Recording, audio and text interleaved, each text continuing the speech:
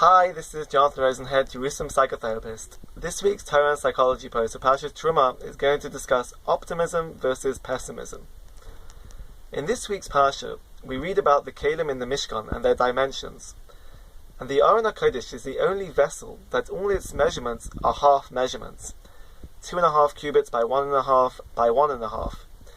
And the Mefarshim ask, what's the significance of all these half measurements? And one of the explanations given is that the Aron HaKodesh represents Torah, wisdom, and knowledge, and the relationship with Hashem, because we know that the Luchos were placed inside the Aron HaKodesh, and it's also a particular location where the Shekhinah rests. So this is a message to us in terms of Torah, and in general, in life in general, to view ourselves as a half measurement, rather than a whole measurement, to view ourselves as always having the opportunity to grow and develop and improve that little bit more.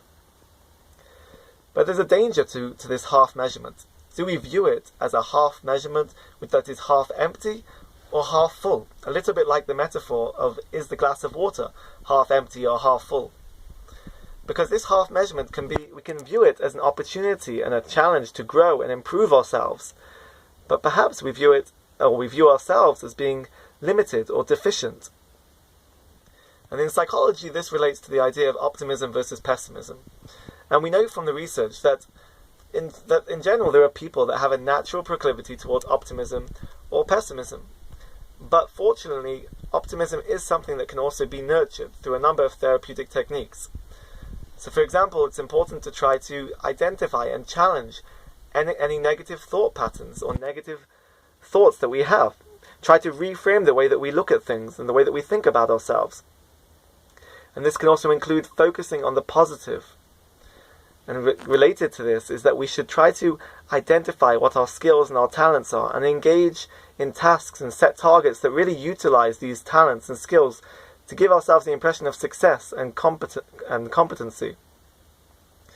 And we should also try to surround ourselves in an environment and with people, friends and family that are optimistic, because this can also have a positive effect on us and increase our levels of optimism.